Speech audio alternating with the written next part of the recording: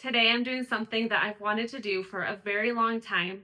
I'm putting together a complete Cricut beginner's guide. When I first got my Cricut machine back in 2018, I had no clue what I was doing. I was searching YouTube, I was jumping from video to video. There wasn't TikTok around, and I was Googling in the middle of the night trying to figure things out. I was thinking this video would be a great place to start if you just got your Cricut machine, or even if you've had it for a little while. I've had my Cricut machine for 8 years and I've learned a lot. Quite a bit of it I've learned the hard way, as I'm sure a lot of you have as well. I'm going to pack as much knowledge as I can into this video. I also have some cheat sheets that I have available for you. These just are great to print out and have as a beginner, and honestly, even after 8 years, I still reference these all the time, especially the t-shirt guide and the decimal chart.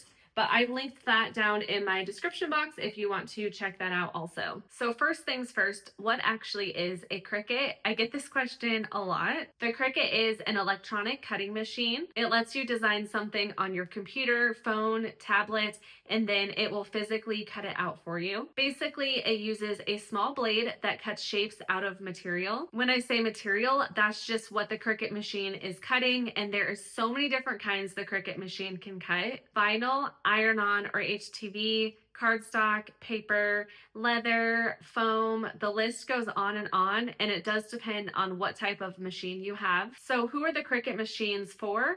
I would say it's for anybody. It's great for crafters or small business owners, but it's also great if you're a teacher, mom or dad, grandparent, people who love making personalized items or gifts. If you love DIY, then you're going to love this machine. So what can this machine actually make? This can make t-shirts or apparel using iron-on, which is also called heat transfer vinyl. You can make personalized mugs, tumblers, or cups using adhesive vinyl. You can use this for home decor, making wall art, signs, frames.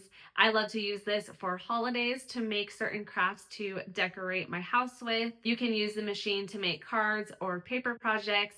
We've used it a lot for projects for my kids' school. It's also wonderful for labels. I am a type A personality, so I label everything, and it's great for stickers as well. You can use this for a lot of unique projects. You can cut out felt, you can cut out leather for jewelry, and honestly, so much more. The projects are just endless with the machine. There is a software that you use to run your Cricut. This is called Cricut Design Space.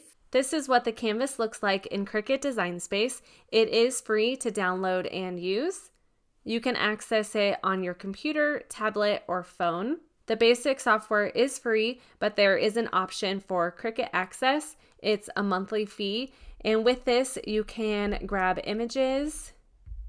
Here's their library. They have thousands of images, and they also have fonts. At the top, you can see Cricut fonts. I really only use these when I'm doing a drawing font. Otherwise, I'll use fonts that I bring into Cricut Design Space. These are my system fonts that I've downloaded. I prefer to use fonts that I've downloaded into Cricut Design Space because you can find some really, really cool ones. They also have like the monogram feature. This has an A at the top so you can see it's Cricut Access. You really do not have to have Cricut Access. You can find images on different websites, and I'll talk about that a little bit later. I do pay for Cricut Access because I find it convenient. I'm using my Cricut machine all the time. Now let's talk Cricut machines.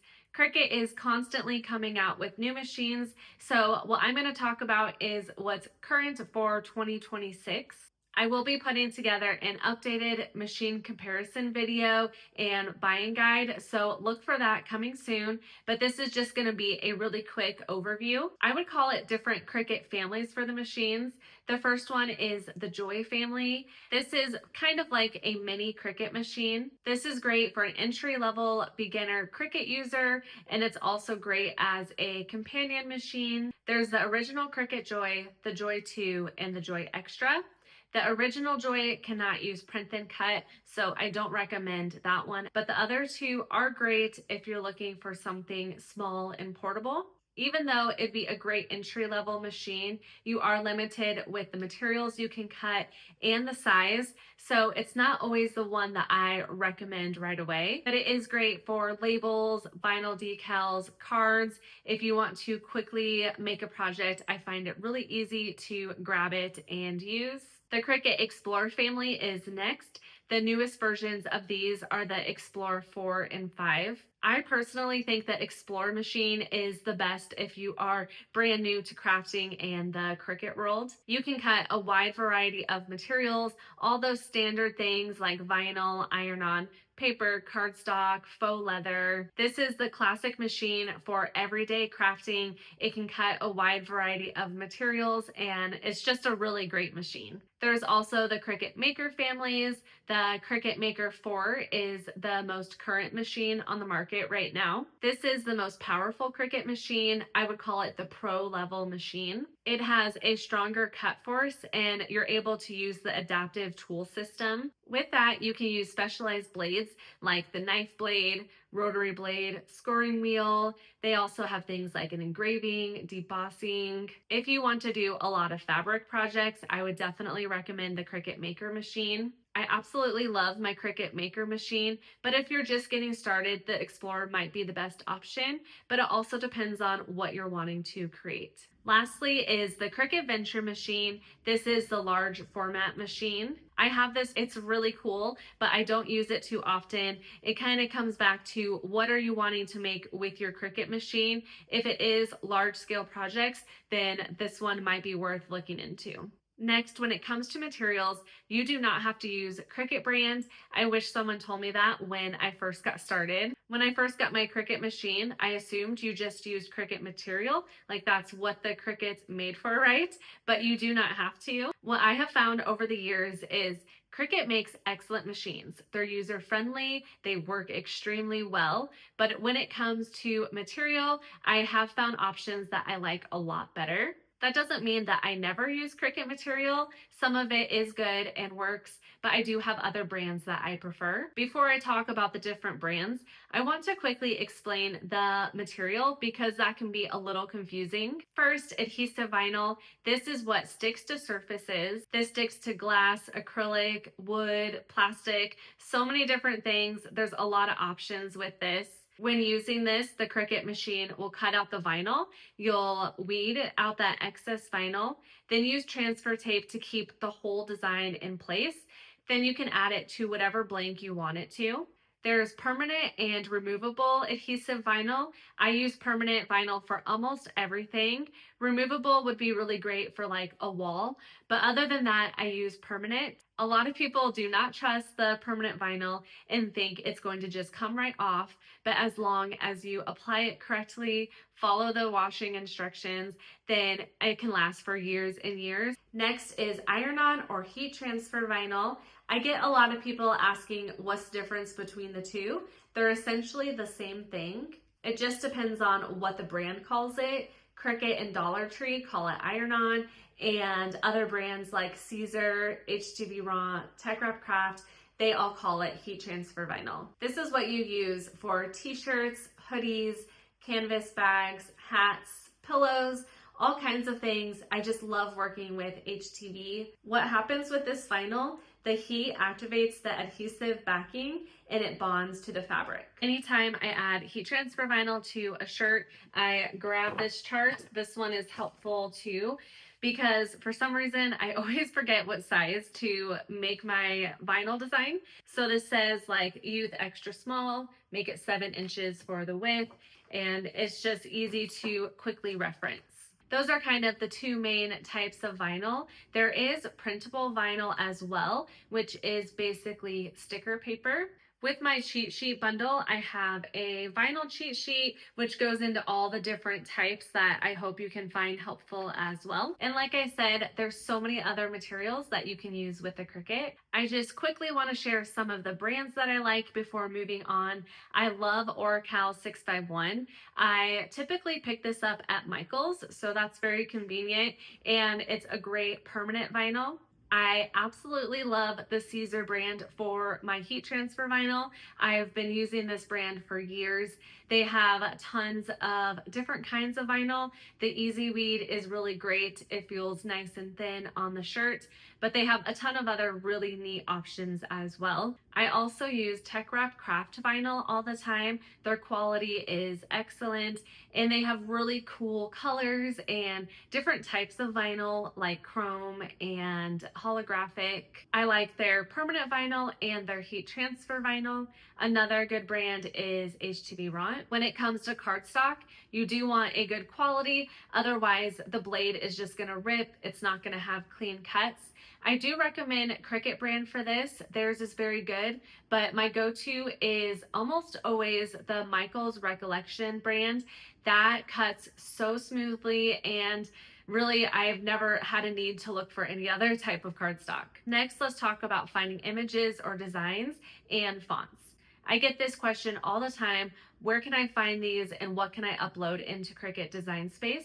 I already showed these, but you can find SVG and PNG images in Cricut Design Space.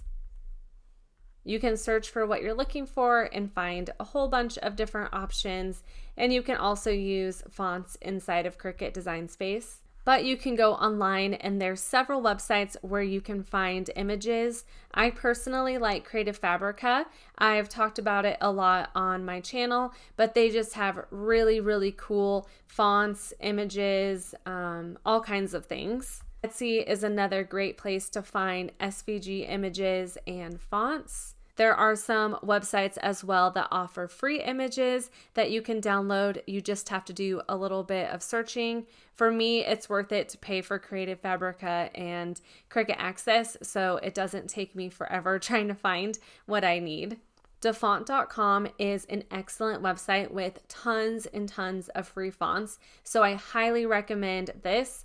Don't click on this download though. Just be careful when you're on websites like these to not select a virus. You'll go over to here to select download and it'll pull it onto your computer.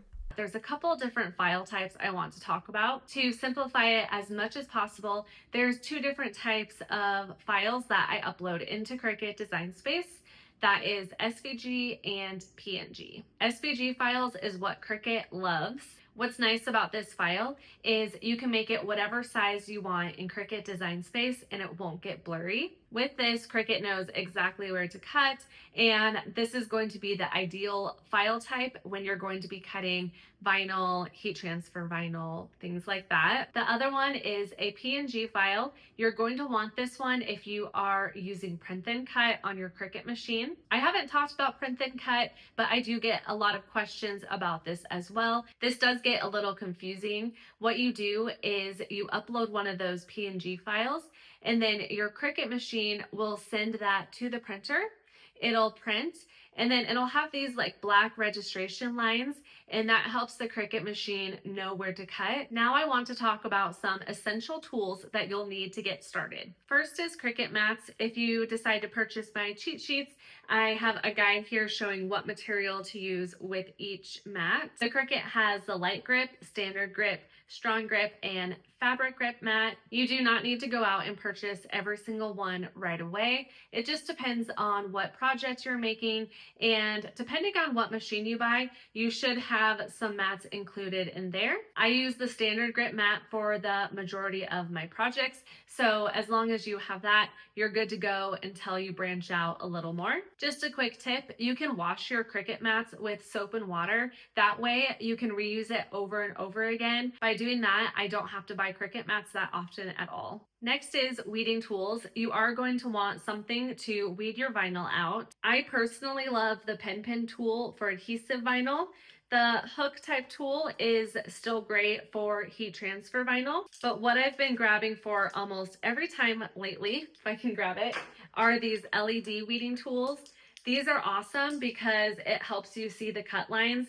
With heat transfer vinyl, especially glitter, that can be extremely difficult, and I have wasted material trying to find the cut lines. There are options for a light pad, but the Cricut light pad is like crazy expensive.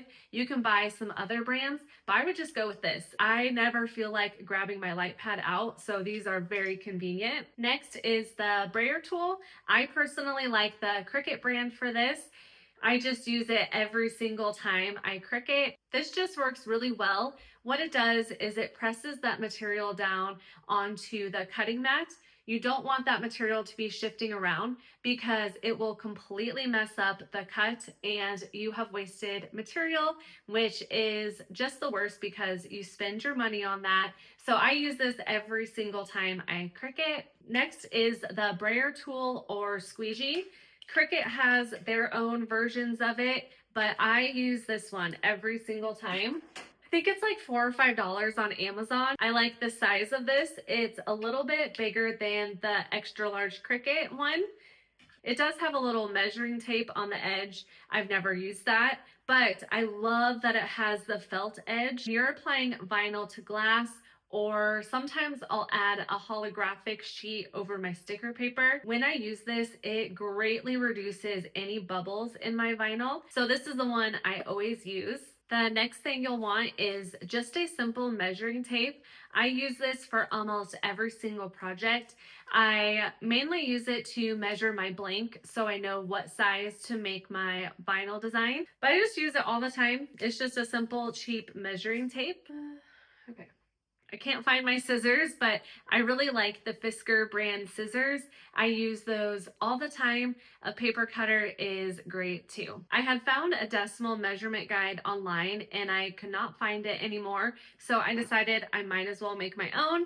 And this is included in my cheat sheet bundle, but I use this constantly. I'm not very good at math, but what I do with this is when I'm measuring, and it's not in quarters, I have a hard time. I don't know if it's just me. So this helps me figure out my exact size for what I need. For example, like here it says 3/16 is 0.1875. I know that I will type that into Cricut Design Space. If you're wanting to add a vinyl wrap like this, usually it's one of those random decimal points. So I love having this and reference it all the time. Next, I want to talk about blades and tools. I put together what all the different blades and tools do to hopefully make that a little bit easier. And this, I put a Cricut blade and tool compatibility guide so you can easily reference all on one page what blade goes with what machine. I honestly can't remember. I think I did a video on the different blades, so I'll link that down in my description box. Since this is just an overview of the Cricut machine, I'm not going to go into detail about all of them, but I did want to talk about the fine point blade. Every single Cricut machine has a fine point blade and it should come with your machine when you purchase it. This is what's going to cut all the standard material: vinyl, heat transfer vinyl, cardstock. Honestly, probably 80 to 90% of what you'll cut, you'll use this. A question I get all the time about the blades is how do you know when to swap it out? If you push this down, you can pull out that Cricut blade.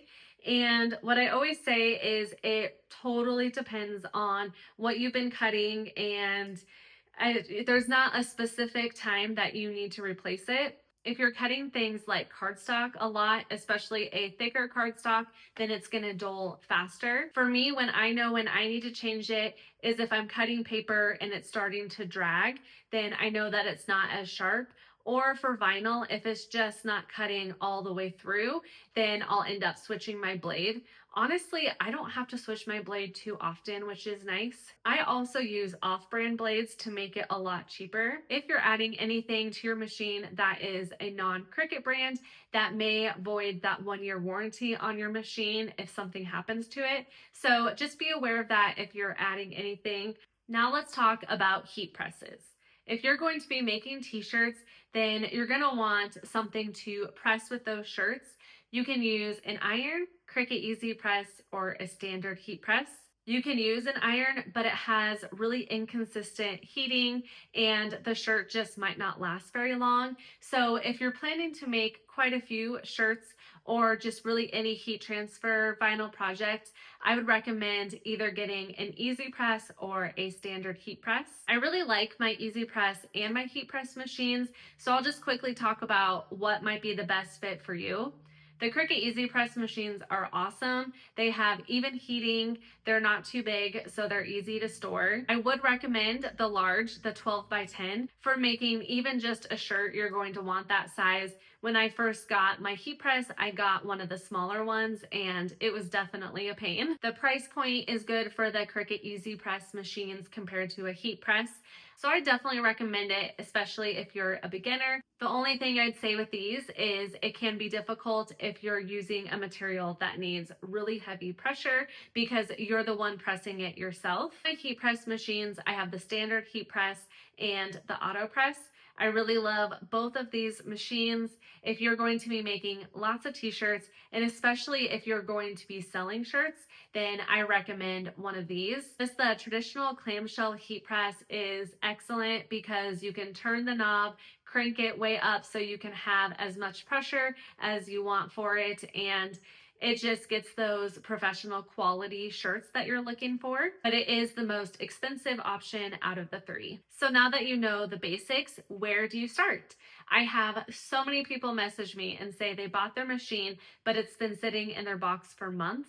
I recommend just getting it out and picking one project, learn what supplies you need for that specific project, and just start it. Don't try to do a whole bunch at once because there will be mistakes being made. And even 8 years later, I still make mistakes and it can be very frustrating. I'd recommend starting with something small like vinyl on a cup. You only need the basic supplies for that, and if you do mess up, you're not wasting a whole bunch of vinyl. One last thing I wanted to mention, when I first started, I wish I knew about the Cricut community. There is a whole group of people that are willing to help show their mistakes and give project inspiration.